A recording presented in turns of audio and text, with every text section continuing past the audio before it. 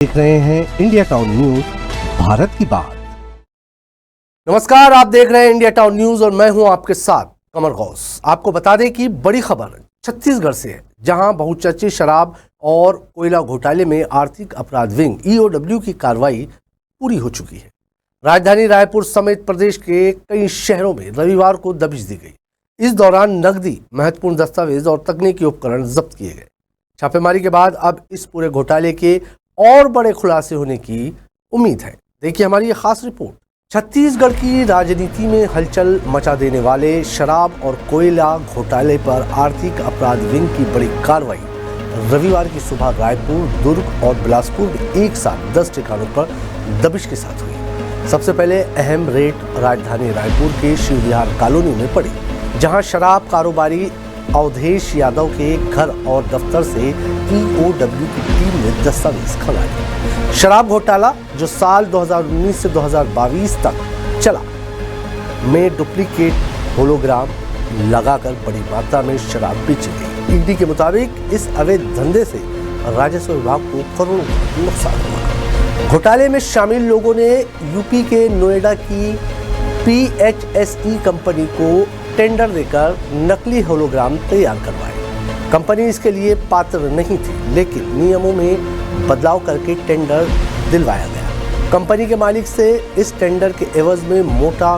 Commission वसूला गया। जांच में खुलासा हुआ कि इस पूरी साजिश में बिजनेसमैन अनवर डेबर, अनिल टुटेजा और अरुणपति त्रिपाठी शामिल थे। ईडी ने तीनों को गिरफ्तार किया और पूछताछ में कई बड़े नाम सामने आए। जांच में चौंकाने वाला खुलासा हुआ कि इस घोटाले के पैसों से राजनीतिक नेताओं को हर महीने कमीशन मिलता था।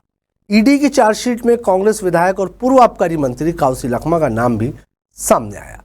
सूत्रों का दावा है कि काउसी लखमा को शराब घोटाले से हर महीने लाखों का कमीशन मिलता था। ये रकम चुनावी खर्चों और राजनीतिक गतिविधियों में भी लगाई जाती थी। सिर्फ शराब ही नहीं, कोयला ट्रांसपोर्ट में भी बड़ा खेल हुआ। जुलाई 2020 से जून 2022 तक कोयले के हर टन पर 25 रुपए की अवैध लेवी वसूली की गई। इसके लिए खनिज विभाग के तत्कालीन डायरेक्टर IAS समीर बिशोई ने आदेश जारी किया था। जांच में सामने आया कि जो व्यापारी पैसे देता उसे ही कोयला परिवहन का परमिट मिलता। इस पूरे नेटवर्क का मास्टरमाइंड माना जाता है कोयला व्यापारी सूर्यकांत तिवारी। अवैध वसूली से कुल 570 करोड़ रुपए जमा किए गए। इतना ही नहीं, इन पैसों से सरकारी अफसरों और राजनेताओं को रिश्वत दी गई। चुनावी खर्चों में अवैध रकम का इस्तेमाल हुआ। जांच में ये भी सामने आया कि आरोपियों ने इस काले धन से कई चल अचल संपत्तियां खरीदी। अब ईओडब्ल्यू इस बात की तहकीक कर रही है कि इस घोटाले की रकम और किन किन चैनलों में पहुंची।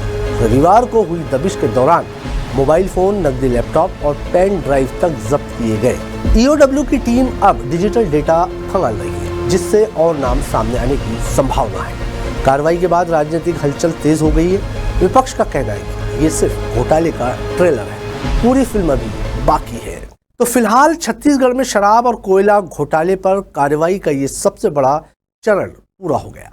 अब सबकी निगाहें ईओडब्ल्यू की जांच रिपोर्ट और आने वाली गिरफ्तारियों पर टिकी है। क्या इस कार्रवाई से राजनीतिक गलियारों में भूचाल आएगा? क्या और बड़े नाम सामने आएंगे? इंडिया टाउन न्यूज इस मामले की हर बड़ी अपडेट आप तक सबसे पहले पहुंचाएगा।